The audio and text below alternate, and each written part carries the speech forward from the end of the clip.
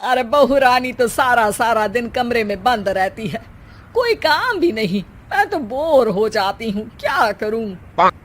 तभी मीना की सहेली रीना उससे मिलने आती है। अरे मेरे घर का भी यही हाल है।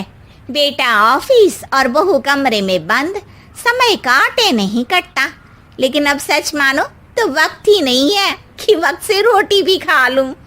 अरे बहन, मुझे भी बता दे कौन सा जादू चलाया है।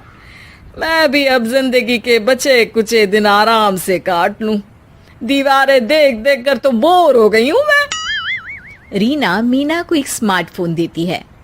ये ले, ये है वो छड़ी जो जादू करती है।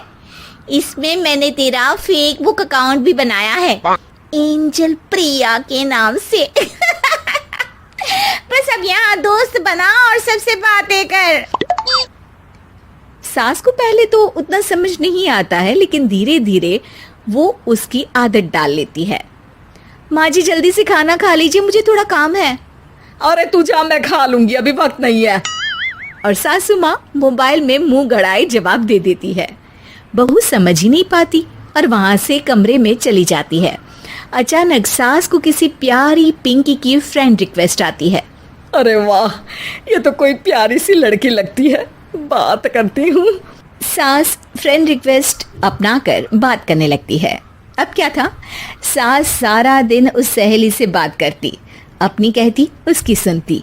एक दिन सास फोन पर ही सरगड़ाए, अरे बहू, जरा मंदिर के लिए थाली सजा दे, आज कीर्तन है।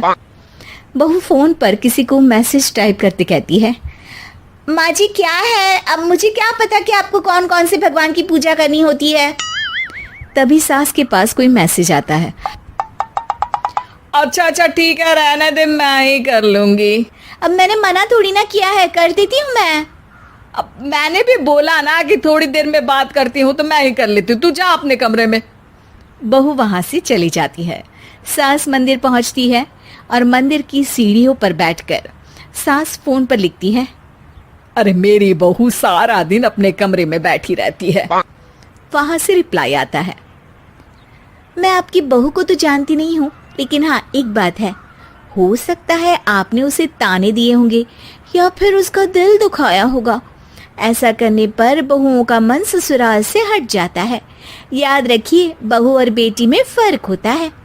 सास घर जाती है और बहू से बड़े ही प्यार से बात करती है, उसके लिए खाना बनाती है, उसे गिफ्ट में साड़ी भी देती है। जिसके बाद अगले दिन, माँ जी चलिए, आज मैं भी आपके साथ मंदिर चलती हूँ, आते वक्त भोले भैया के गोलगप्पे खाकर आएंगे। अरे हाँ बहू, ये तो अच्छा है, चलो। सास मन में सोचती है कि उसकी फेक बुक वाली दोस्त कितनी अच्छी है। उसके समझाने से उसे उसकी बहू वापस मिल गई। वो बहू को अपनी दोस्त के बारे में बताने का सोचती है, लेकिन फिर चुप हो जाती है। बहू फोन पर टाइप करती है, मेरी सास मुझे नौकरानी समझती है, एक गिलास पानी तक खुद नहीं लेती। मन तो करता है कि बोल दूं, मैं बहू हूँ, कोई नौकरानी नहीं। वहां से रिप्लाई आता है, देखो तुम्हारी सास को तो मैं भी नहीं जानती, लेकिन वो बुजुर्ग होंगी। पूरा जीवन उन्होंने घर गृहस्थी चूल्हा चौका में निकाल दिया। और फिर तुम ये भी मत भूलो कि जिस पति पर तुमको इतना गर्व है, उसे भी शिक्षा उन्होंने ही दी है। तो जिसने तुम्हें इतना दिया, क्या तुम उनकी थोड़ी सी सेवा नहीं कर सकती। बहू भी अगले दिन से सास का सारा काम करती, उनके पैर दबाती, उनका ख्याल रखती, उनके साथ घूमने जाती। एक दिन सास, बहू ये लो मेरा हीरे का हार। पहले तो सोचा था कि अपनी बेटी को दूंगी, लेकिन आज जब मेरे हाथ पैर में दर्द था तो तुम मेरा साथ दे रही थी। समय पर खाना पानी देकर तुमने ही मेरा बुढ़ापे में साथ दिया। उसके हिस्से का बहुत कुछ मैं उसे दे चुकी हूँ, लेकिन ये अब तेरा। बहू तो ये देखकर खुशी से उछली जाती है। वो सास को गले लगाकर कहती है, माँ जी आप सच में बहुत अच्छी है। भला हो उस एंजल प्रिया का जिसने मुझे आपसे वापस मिलवा दिया, वरना मैं तो हमेशा आपको गलत ही समझती। मैं तो सोचती थी काश वो एंजल प्रिया मेरी सास होती। क्या नाम लिया बहू? एंजल प्रिया तेरी फेक बुक फ्रेंड है? हाँ माँ जी, वो बहुत अच्छी है। उन्होंने ही मुझे बताया कि सास की कीमत क्या होती है। अरे बहू, कहीं तू प्यारी पिंकी तो नहीं? जी माँ जी, मैं ही हूँ प्यारी पिंकी। क्यों? सास बहू को गले लगाकर कहती है। मैं भी यही सोचती थी कि काश प्यारी पिंकी मेरी बहू होती। शुक्रिया बहू। सासू माँ, शुक्रिया तो हम दोनों को फेसबुक और सोशल मीडिया का करना चाहिए, जिसने हम दोनों को एक दूसरे से दिल से मिला दिया।